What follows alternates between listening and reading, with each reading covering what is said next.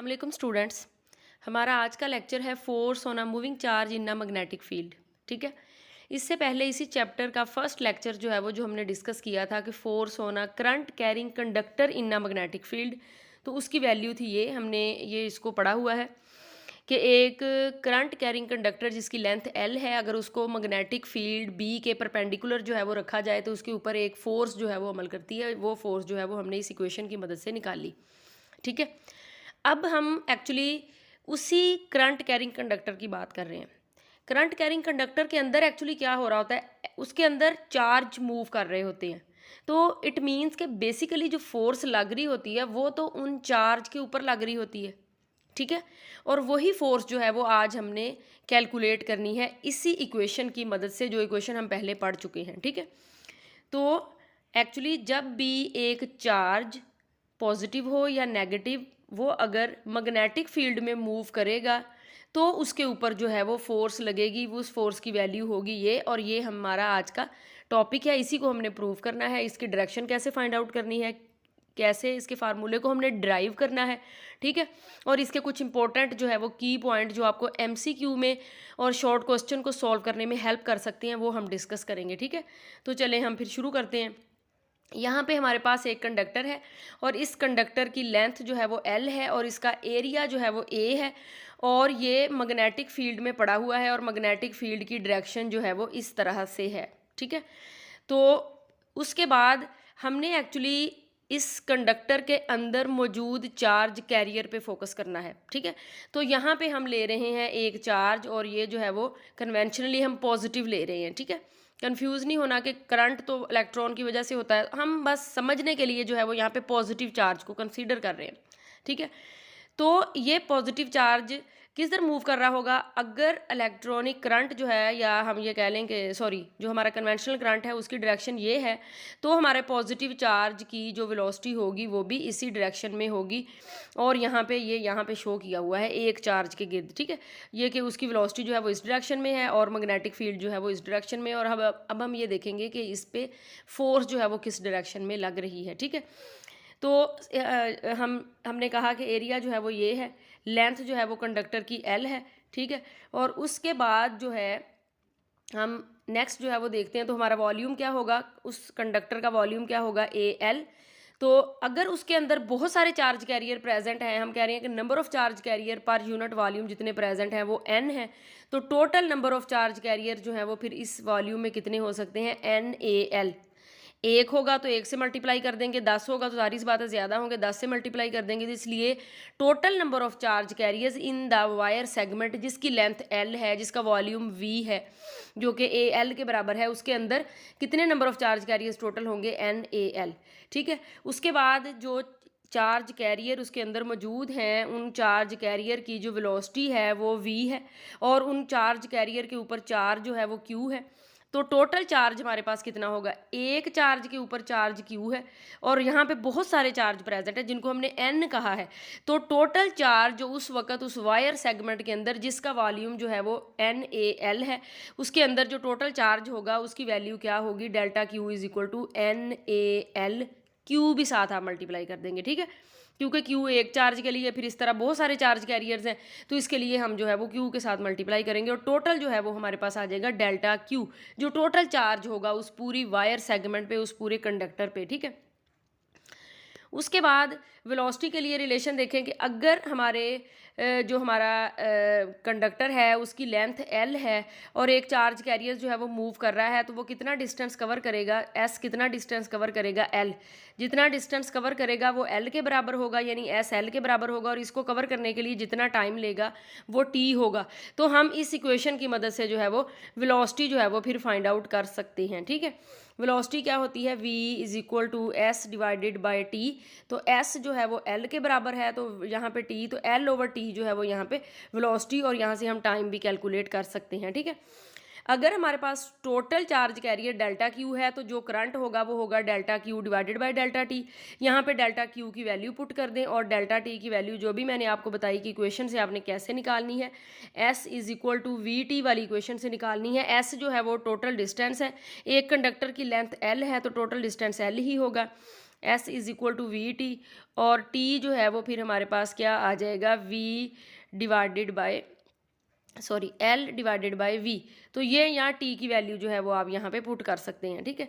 तो उसके बाद हमारे पास जो टोटल करंट है इस वक्त कंडक्टर में वो ये आ गया एन ए क्यू वी, क्योंकि एक्चुअली हमारी जो बेसिक इक्वेशन है F is equal to I L, ठीक है, क्रॉस बी। तो हमने यहाँ पे आई की वैल्यू जो है वो पुट करके फिर हम चार्ज पे फोर्स की वैल्यू जो है वो निकालेंगे, तो इसलिए हम यहाँ पे करंट की वैल्यू निकाल रहे हैं, ठीक है।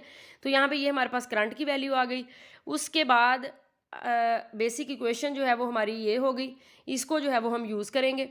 तो अब यहाँ पे हमने लिखा हुआ है कि एफ एल, यानी वो फोर्स जो सेगमेंट जिसकी लेंथ एल है उसके ऊपर लग रही है, इसलिए हम उसको एफ एल जो है वो लिख दिया। उसकी वैल्यू आ गई N A Q V L cross B.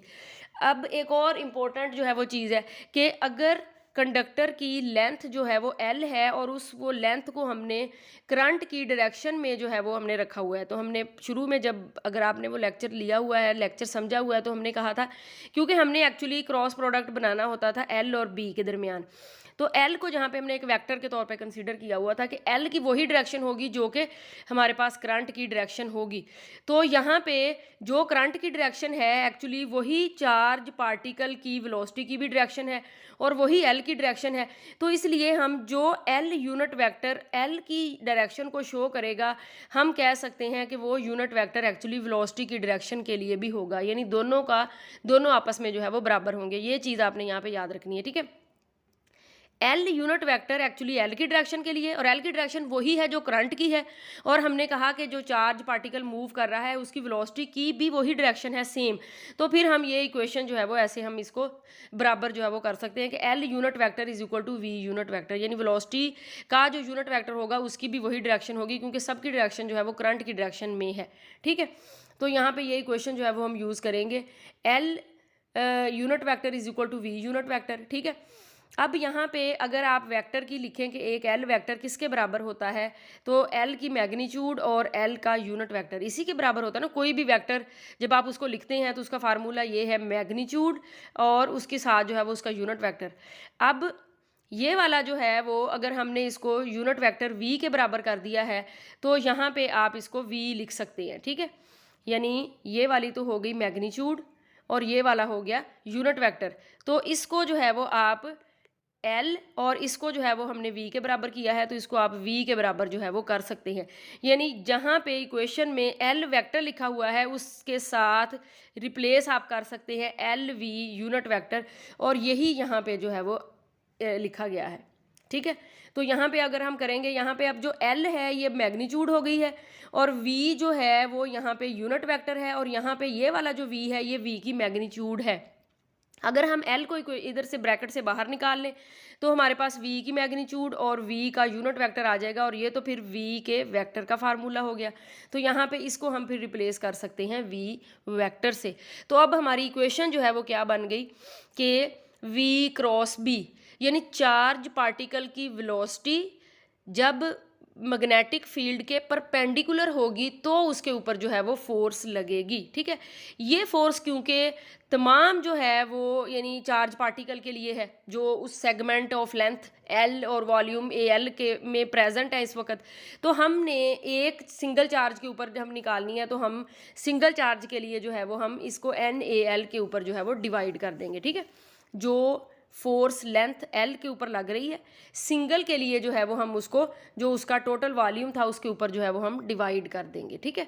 तो हमारे पास यहाँ पे सिंगल के लिए आ जाएगी F is equal to Q V cross B, एक चार्ज पार्टिकल पे आ जाएगी, वो तमाम चार्ज पार्टिकल पे थी, तो यहाँ पे एक चार्ज पार्टिकल पे आ जाएगी Q V cross B, where Q जो है वो उस चार्ज की मैग्नीट्यूड है, वी उसकी वेलोसिटी है, और बी जो है वो यहाँ पे मैग्नेटिक फील्ड इंटेंसिटी है, ठीक है।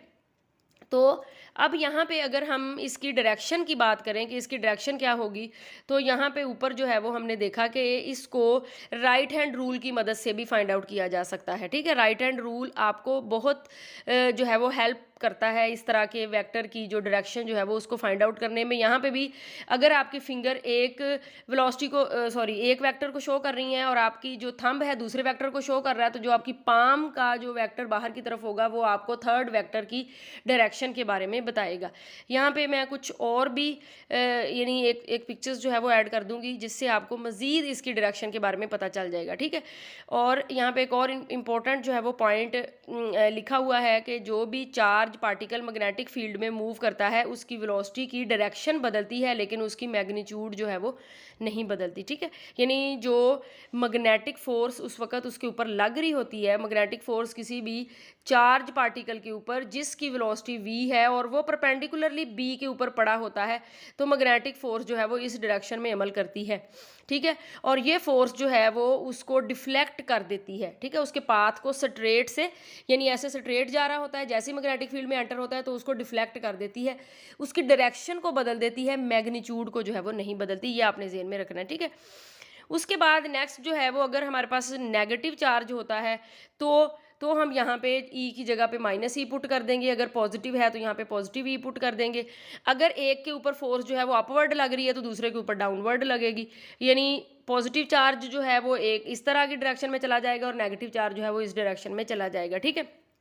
तो आप डायरेक्शन ऑफ फोर्स जो है वो यहाँ के ऊपर मालूम कर सकते हैं कि आपका जो v क्रॉस b है। अगर आपने क्रॉस प्रोडक्ट भी पढ़ा हुआ है ना, क्रॉस प्रोडक्ट में हमने क्या कहा था, हमने कहा था कि अपने हाथ की उंगलियों को हथेली की तरफ मोड़ें, तो उंगलियां जो है वो एक वेक्टर और हथेली की तरफ से बाहर निकलता हुआ दूसरा वेक्टर, जो थंब है वो इंडिकेट करेगा थर्ड वेक्टर को, यहाँ पे फोर्स है थर्ड वेक्टर, यानी उंगलियां v की डायरेक्शन में चली गई, जो आपकी हथेली है वो b की डायरेक्शन में हो गई। तो जब आप अपनी उंगलियों को हथेली की तरफ मोड़ेंगी तो जो आपका थंब ऊपर की तरफ होगा वो लगने वाली उस चार्ज पार्टिकल के ऊपर लगने वाली फोर्स की डायरेक्शन के बारे में आपको बताएगा। तो इस यहाँ से भी आप इसका इस राइट हैंड रूल की मदद से जो है वो आप इसकी डायरेक्शन के बारे में मालूम कर सकती हैं, ठीक है। उसके बाद जो है वो यहाँ पे एक और इम्पोर्टेंट जो है वो पॉइंट दिया गया है कि जब एक चार्ज पार्टिकल किसी भी मैग्नेटिक फील्ड में जाके मूव करता है एट राइट एंगल, तो क्या उसकी काइनेटिक एनर्जी पे कोई फ़र्क पड़ता है? तो बच्चों उसकी काइनेटिक एनर्जी पे कोई फ़र्क नहीं पड़ता, क्योंकि काइनेटिक एनर्जी में जो वेलोसिटी है यानी उसकी डायरेक्शन का कोई नहीं है, मैग्नीट्यूड इस्तेमाल हो रही होती है, स्पीड आप कह लें, तो उसके ऊपर कोई फ़र्क नहीं पड़ता, डायरेक्शन के ऊपर फ़र्क पड़ता है, तो इसलिए उसकी जो काइनेटिक एनर्जी है वो वही होती है, ठीक है। तो उसके बाद हम इसके कुछ केसेस जो है वो डिस्कस कर लेते हैं, कब मैक्सिमम होती है फोर्स, कब जो है वो मिनिमम होती है। तो यहाँ पे हमारे पास फर्स्ट केस है कि जब थीटा जो है वो 90 का होगा। ऑफ कोर्स जब थीटा 90 का होगा तो आपको पता है v क्रॉस b क्या होता है, v b sine of theta, और साइन 90 हमेशा इसका क्या रिजल्ट आता है, मैक्सिमम। तो जब एक charge particle perpendicularly magnetic field में जाएगा तो उसके ऊपर जो फोर्स लगेगी वो मैक्सिमम होगी, ठीक है। उसके बाद जो है वो जब एक charge particle parallel magnetic field में जाएगा, यानी मैग्नेटिक फील्ड भी इसी डायरेक्शन में है और ये b की डायरेक्शन हो गई और यहाँ पे जो चार्ज पार्टिकल है उसकी वेलोसिटी भी यही है, तो उसके ऊपर कोई फोर्स जो है वो नहीं लगेगी, क्योंकि इस केस में थीटा क्या हो जाएगा, 0, और साइन 0 हमारे पास क्या होता है, 0। तो जब एक चार्ज पार्टिकल, देखिए अब चार्ज पार्टिकल भी है, उसकी वेलोसिटी भी है, वो मैग्नेटिक फील्ड में मूव भी कर रहा है, तो उसके ऊपर फोर्स नहीं लगेगी, यानी वो डिफ्लेक्ट नहीं करेगा। तो इसका क्या मतलब हो सकता है कि वो चार्ज पार्टिकल मैग्नेटिक फील्ड में परपेंडिकुलरली नहीं बल्कि पैरेलल मूव कर रहा है, तो इसलिए वो बगैर डिफ्लेक्ट हुए सीधा ही मूव करेगा, ठीक है, उसके ऊपर कोई चेंज नहीं आएगी। नेक्स्ट जो है वो अगर आपका चार्ज पार्टिकल जो है वो 180 डिग्री, यानी आपकी मैग्नेटिक फील्ड इस तरह से है और आपका चार्ज पार्टिकल की वेलोसिटी इस तरह से है, तो तब थीटा जो है वो क्या बनता है, 180 डिग्री। दोनों वेक्टर एक दूसरे के ऑपोजिट इस तरह से होते हैं तो 180 डिग्री, और साइन 180 के लिए भी 0 ही आता है, तो तब भी कोई जो है वो इसके ऊपर फोर्स नहीं लगेगी, ठीक है। और अगर चार्ज पार्टिकल जो है वो रेस्ट में है, हम ये कह रहे हैं कि भी एक चार्ज पार्टिकल है वो मैग्नेटिक फील्ड में है तो उसके ऊपर फोर्स नहीं लग रही, उसकी क्या वजह हो सकती है? एक तो ये दोनों केस हो सकते हैं कि अगर मूव कर रहा है तो पैरेलल मूव कर रहा होगा या एंटी पैरेलल मूव कर रहा होगा या फिर मूव ही नहीं कर रहा होगा, क्योंकि अगर वेलोसिटी नहीं होगी तो तब भी उसके ऊपर जो है वो कोई फोर्स अमल नहीं करेगी, ठीक है। तो इस तरह से जब एक चार्ज पार्टिकल मैग्नेटिक फील्ड के परपेंडिकुलर प्रोजेक्ट किया जाता है, फॉर एग्जांपल मैग्नेटिक फील्ड जो है वो इस तरह से है और चार्ज पार्टिकल की वेलोसिटी v ये है, इस तरह से वो आएगा तब वो डिफ्लेक्ट करेगा, ठीक है। तब उसके ऊपर जो है वो फोर्स लगेगी। फॉर एग्जांपल दो चार्ज पार्टिकल ऐसे ही मूव कर रहे हैं, तो एक इस तरफ मुड़ जाता है और एक दूसरी तरफ मुड़ जाता है, तो उसका क्या मतलब है? इसका मतलब है एक पॉजिटिव होगा जिस पे इस डायरेक्शन में फोर्स लगी, एक नेगेटिव होगा जिस पे दूसरे डायरेक्शन में फोर्स लग रही, इसलिए वो उस तरफ जो है वो मूव कर गया। तो बच्चों इससे रिलेटेड ये इंपॉर्टेंट शॉर्ट क्वेश्चंस यानी आपके बन सकते हैं कि वेलोसिटी में क्या चेंज आती है, उसकी डायरेक्शन में चेंज आती है, मैग्नीट्यूड में चेंज नहीं आती, और ये फोर्स जो है वो जस्ट डिफ्लेक्टिंग फोर्स होती है, इसका कोई वर्क डन नहीं होता। ठीक है, आप मतलब जब ये जो मैग्नेटिक फोर्स होती है ये इसका कोई वर्क डन नहीं होता, क्योंकि वर्क डन होने के लिए आपको पता है वर्क के लिए होता है एफ डॉट डी, और इन दोनों के दरमियान एंगल जो है वो क्या होना चाहिए, ज़ीरो, तब वर्क होता है। लेकिन यहाँ पे तो हमारे पास जो डिस्प्लेसमेंट है या जिस डायरेक्शन में वो जा रही है वो तो थीटा 90 का दोनों का बन रहा है, तो इसलिए मैग्नेटिक फोर्स जो है वो कोई भी वर्क नहीं करती, जस्ट आर डिफ्लेक्टिंग फोर्स। उसके बाद क्या शॉर्ट क्वेश्चन जो है वो बन सकता है कि क्या काइनेटिक एनर्जी में कोई चेंज आती है, तो काइनेटिक एनर्जी में भी कोई चेंज नहीं आती। ठीक है, और क्या क्वेश्चन जो है वो हो सकता है कि एक चार्ज पार्टिकल मूव कर रहा है तो कब फोर्स उसके ऊपर लगेगी कब नहीं लगेगी, तो ये वाले जो केस हैं ये आपको ये हेल्प फाइंड आउट करने में जो है वो आपको मदद देंगे। ठीक है, बाकी यहाँ पे दो मज़ीद इंटरेस्टिंग शॉर्ट क्वेश्चन दिए गए हैं, तो आप जो है वो चैनल को विजिट करते रहें। मैं जल्द ही इन दोनों क्वेश्चंस की जो एक्सप्लेनेशन है वो भी यहाँ पे अपलोड कर दूँगी। ठीक है, इससे रिलेटेड कोई भी क्वेश्चन हो तो आपने मुझे बताना है, क्योंकि ये इंपॉर्टेंट लॉन्ग क्वेश्चन में जो है वो आता है। ठीक है, अल्लाह हाफिज़।